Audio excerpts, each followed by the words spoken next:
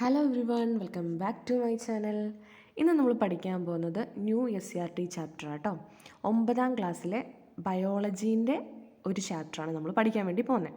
അപ്പോൾ നമുക്ക് തുടങ്ങിയാലോ? ഇതിൻ്റെ ഉള്ളിലുള്ള എല്ലാം നമ്മൾ പഠിക്കേണ്ട കാര്യമൊന്നുമില്ല, ഇമ്പോർട്ടൻ്റ് ആയിട്ടുള്ള കാര്യങ്ങൾ മാത്രം നമ്മളൊന്ന് പഠിച്ചു വെച്ചാൽ മതി. ഓക്കെ, നമുക്ക് തുടങ്ങാം. ജീവൻ്റെ താക്കോൽ ശാസ്ത്രത്തിൻ്റെ സേഫിൽ കൃത്രിമമായി ജീവൻ സൃഷ്ടിക്കാനാകുമോ?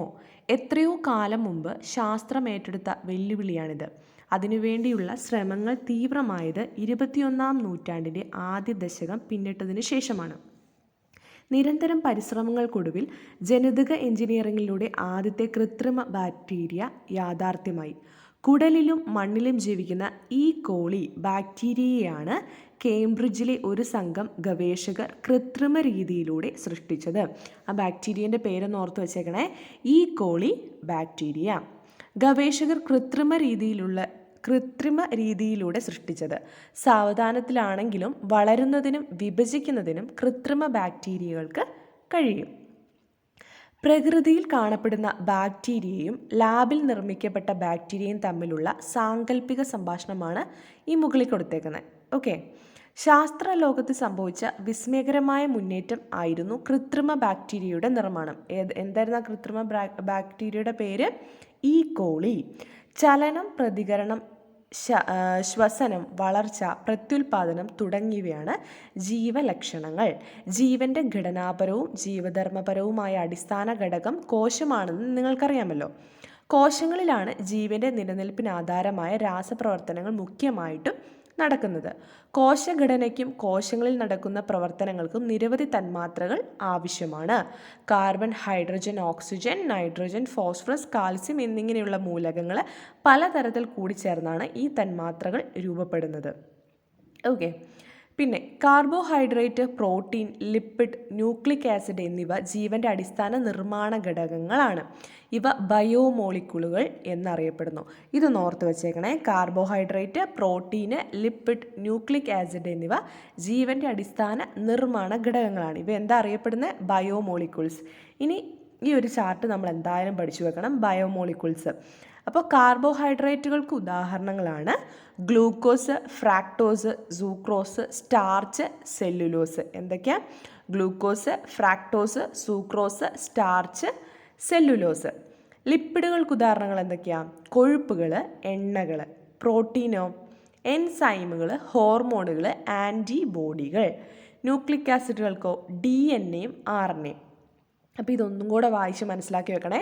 കാർബോഹൈഡ്രേറ്റുകൾക്ക് ഉദാഹരണമാണ് glucose, fructose, sucrose, starch, cellulose.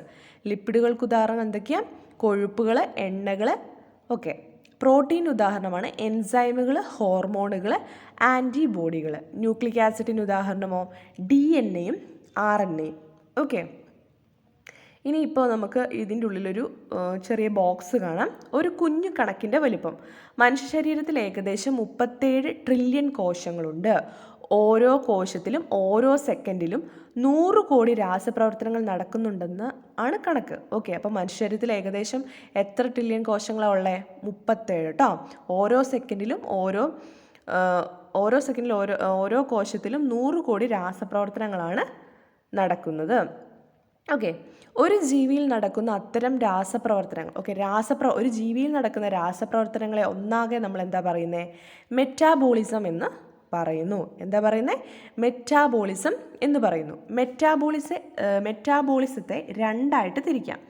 തന്മാത്രകളെ കൂട്ടിച്ചേർക്കുന്ന അനബോളിസവും തന്മാത്രകളെ വിഘടിപ്പിക്കുന്ന കറ്റാബോളിസവും. Okay, എന്തൊക്കെയാണ്?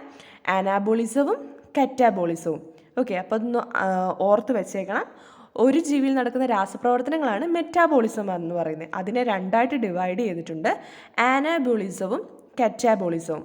ഓക്കെ, അതൊന്ന് ഓർത്ത് വെച്ചേക്കണേ. അടുത്തത്, മെറ്റാബോളിസത്തെ നിയന്ത്രിക്കാനും സഹായിക്കാനും എൻസൈമുകൾ, ഹോർമോണുകൾ എന്നീ ബയോമോളിക്യൂളുകൾ കോശത്തിനുള്ളിൽ നിർമ്മിക്കപ്പെടുന്നുണ്ട്. എന്തൊക്കെയാണ്? മെറ്റാബോളിസത്തെ നിയന്ത്രിക്കാനും സഹായിക്കാനും എന്തൊക്കെയുള്ളത്? എൻസൈമുകൾ, ഹോർമോണുകൾ എന്നീ ബയോമോളിക്യൂളുകൾ എന്തിലുണ്ട്? കോശത്തിൽ നിർമ്മിക്കപ്പെടുന്നുണ്ട്. അപ്പോൾ അടുത്തതായിട്ടൊരു ബോക്സ് കൊടുത്തിട്ടുണ്ട്. ഈ ബോക്സ് ഒന്ന് പഠിക്കണേ. ടെക്സ്റ്റിലുള്ള എല്ലാ ബോക്സുകളും നിങ്ങൾ പഠിച്ചിരിക്കണം. എക്സാമിന് ചോദിക്കുക ഈ ബോക്സിൻ്റെ ഉള്ളിൽ കൊടുത്ത കാര്യങ്ങളായിരിക്കും മിക്കപ്പോഴും എക്സാമിന് ചോദിക്കുക. ഇനി എൻസൈമുകളും ഹോർമോണുകളും ജീവികളിൽ ഓരോ നിമിഷവും നടക്കുന്ന അസംഖ്യം രാസപ്രവർത്തനങ്ങളുടെ വേഗത വർദ്ധിപ്പിക്കാൻ സഹായിക്കുന്ന തന്മാത്രകളാണ് എൻസൈമുകൾ. മിക്ക എൻസൈമുകളും പ്രോട്ടീനുകളാണ്. ഉമിനീരിലെ സലൈവറി അമിലേസ്, ആമാശയരസത്തിലെ പെപ്സിൻ എന്നിവ എൻസൈമുകൾക്ക് ഉദാഹരണമാണ്. അപ്പോൾ ഒന്നും കൂടെ വായിക്കുക. ജീവികളിൽ ഓരോ നിമിഷവും നടക്കുന്ന അസംഖ്യം രാസപ്രവർത്തനങ്ങളുടെ വേഗത വർദ്ധിപ്പിക്കാൻ സഹായിക്കുന്ന തന്മാത്രകളാണ് എൻസൈമുകൾ. മിക്ക എൻസൈമുകളും പ്രോട്ടീനുകളാണ്. ഉമിനീരിലെ സലൈവറി അമിലേസ്, ആമാശയരസത്തിലെ പെപ്സിൻ എന്നിവ എൻസൈമുകൾക്ക് ഉദാഹരണങ്ങളാണ്. ഓക്കെ, ജീവൽ പ്രവർത്തനങ്ങളെ നിയന്ത്രിക്കുകയും ഏകോപിപ്പിക്കുകയും ചെയ്യുന്ന രാസതന്മാത്രകളാണ് ഹോർമോണുകൾ. അപ്പോൾ ഹോർമോണുകൾ എന്ന് പറഞ്ഞാൽ എന്താ?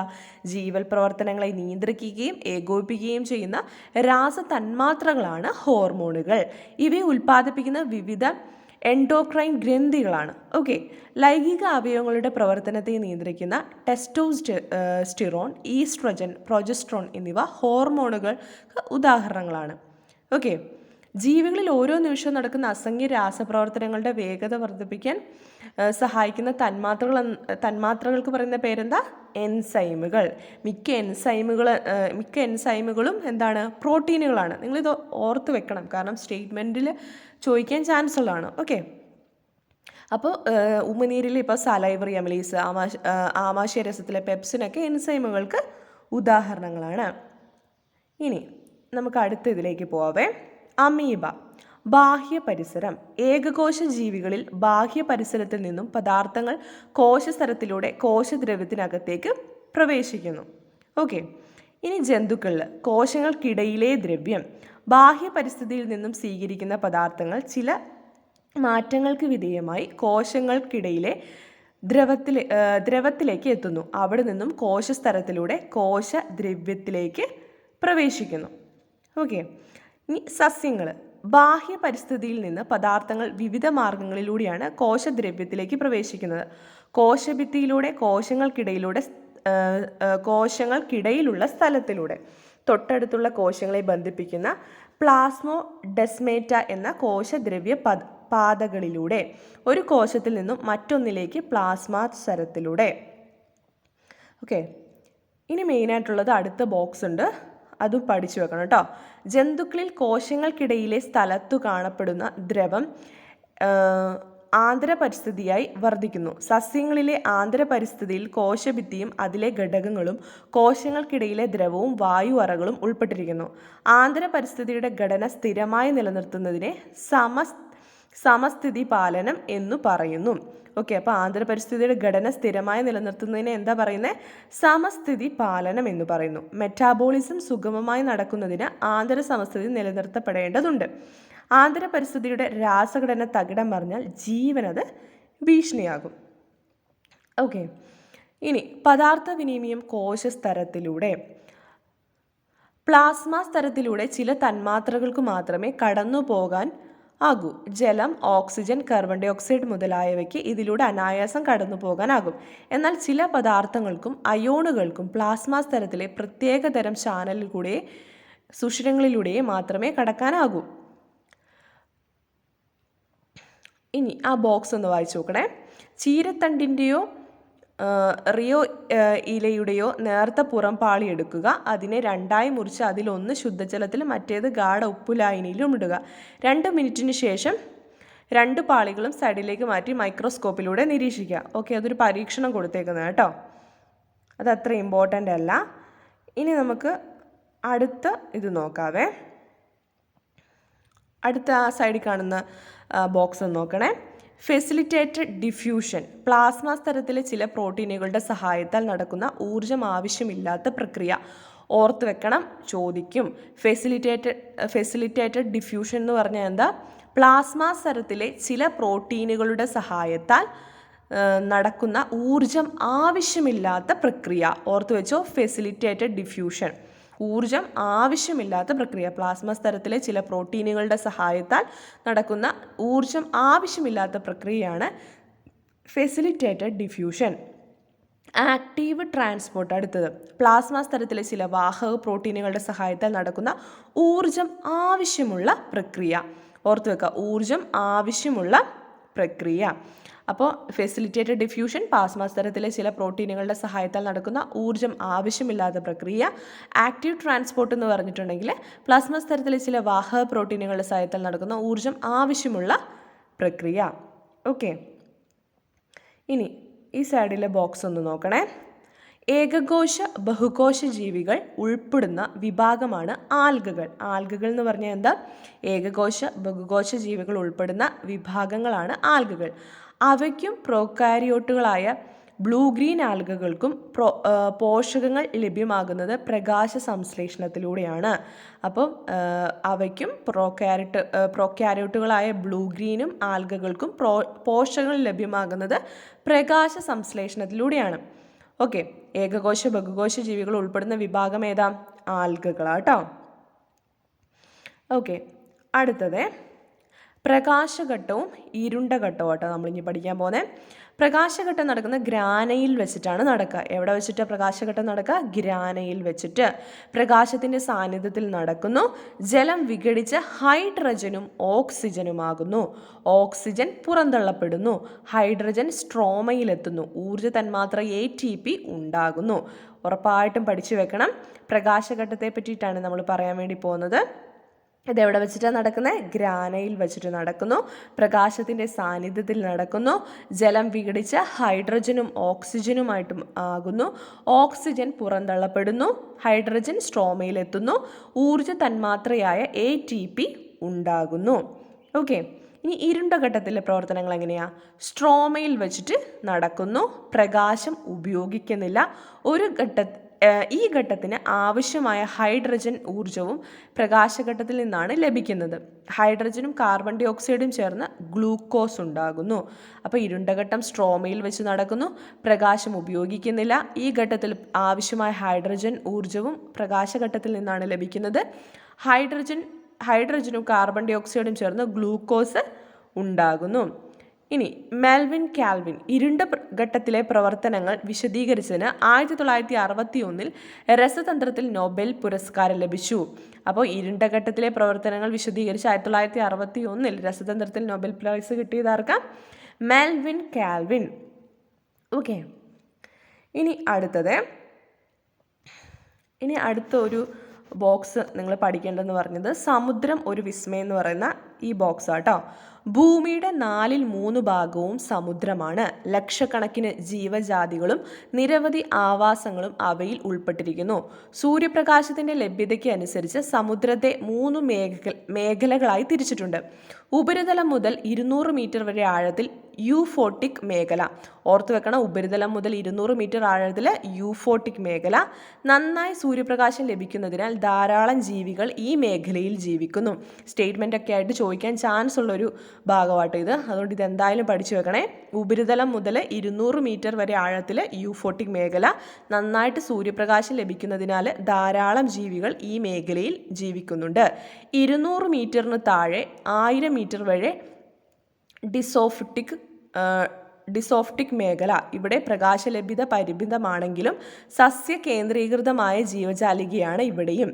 1000 മീറ്ററിന് താഴെ എഫോട്ടിക് മേഖല. ഇവിടെ ലഭ്യമായ സൂര്യപ്രകാശത്തിൻ്റെ അളവ് വളരെ കുറവായതിനാൽ പ്രകാശ സംശ്ലേഷണം നടക്കുന്നില്ല. എന്നാൽ ഇവിടെയുള്ള ചില ജീവികൾക്ക് പ്രകാശം ഉൽപ്പാദിപ്പിക്കാൻ കഴിയും. അപ്പോൾ ഈ 3 മേഖലകളും നിങ്ങൾ ഓർത്തു വെക്കണം. യൂഫോട്ടിക് മേഖല, ഡിസോഫോട്ടിക് മേഖല, പിന്നെ എഫോട്ടിക് മേഖല. ഓക്കെ, അത് 3ഉം പഠിച്ചു വെക്കണം. അപ്പോൾ എന്തായിരുന്നു യൂഫോട്ടിക് മേഖല എന്ന് പറഞ്ഞിട്ടുണ്ടെങ്കിൽ ഉപരിതലം മുതൽ 200 മീറ്റർ വരെ ആഴത്തിൽ യൂഫോട്ടിക് മേഖലയാണ്. നന്നായിട്ട് സൂര്യപ്രകാശം ലഭിക്കുന്നതിനാൽ ധാരാളം ജീവികൾ ഈ മേഖലയിൽ ജീവിക്കുന്നു. 200 മീറ്ററിൽ താഴെ 1000 മീറ്റർ വരെ ഡിസോഫോട്ടിക് മേഖലയാണ്. ഇവിടെ പ്രകാശലഭ്യത പരിമിതമാണെങ്കിലും സസ്യ കേന്ദ്രീകൃതമായ ജീവജാലികയാണ് ഇവിടെയും. 1000 മീറ്ററിന് താഴെ എഫോട്ടിക് മേഖലയാണ്. ഇവിടെ ലഭ്യമായ സൂര്യപ്രകാശത്തിൻ്റെ അളവ് വളരെ കുറവായതിനാൽ പ്രകാശ സംശ്ലേഷണം നടക്കത്തില്ല. എന്നാൽ ഇവിടെയുള്ള ചില ജീവികൾക്ക് പ്രകാശം ഉൽപ്പാദിപ്പിക്കാൻ കഴിയും.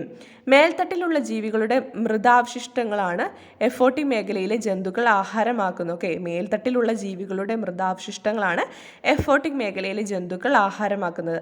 രാസസംശ്ലേഷണം നിർവഹിക്കുന്ന ചില ബാക്ടീരിയകളും ഇവിടെയുണ്ട്. 2050 ആകുമ്പോഴേക്കും സമുദ്രത്തിലെ മത്സ്യസമ്പത്തിൻ്റെ ഭാരത്തെ അവിടെ എത്തുന്ന പ്ലാസ്റ്റിക്കിൻ്റെ ഭാരം പിന്തള്ളുമെന്ന UNAയുടെ പ്രവചനം ഞെട്ടലുളവാക്കുന്നവയാണ്. സമുദ്രം ഒരു വിസ്മയമാവാതെ വിസ്മയമായി മനുഷ്യചിന്തയെ ഇനിയും പ്രചോദിപ്പിക്കട്ടെ. ഓക്കെ, അടുത്ത ബോക്സാണ് കണ്ടൽക്കാടുകൾ പ്രകൃതിയുടെ വരദാനം. ഓക്കെ, കായലും കടലും ചേരുന്ന ഭാഗത്താണ് കണ്ടൽക്കാടുകൾ കാണപ്പെടുന്നത്. ഉപ്പുവെള്ളത്തിൽ വളരുന്ന 43 ഇനം കണ്ടൽ സസ്യങ്ങൾ കേരളത്തിലുണ്ട്. നമ്മുടെ സംസ്ഥാനത്ത് 1975 70,000 ഹെക്ടർ കണ്ടൽക്കാട് ഉണ്ടായിരുന്നു. അതിൽ 98% നശിപ്പിക്കപ്പെട്ടു. അമൂല്യമായ സേവനങ്ങളാണ് കണ്ടൽക്കാടുകൾ പരിസ്ഥിതിക്ക് നൽകുന്നത്.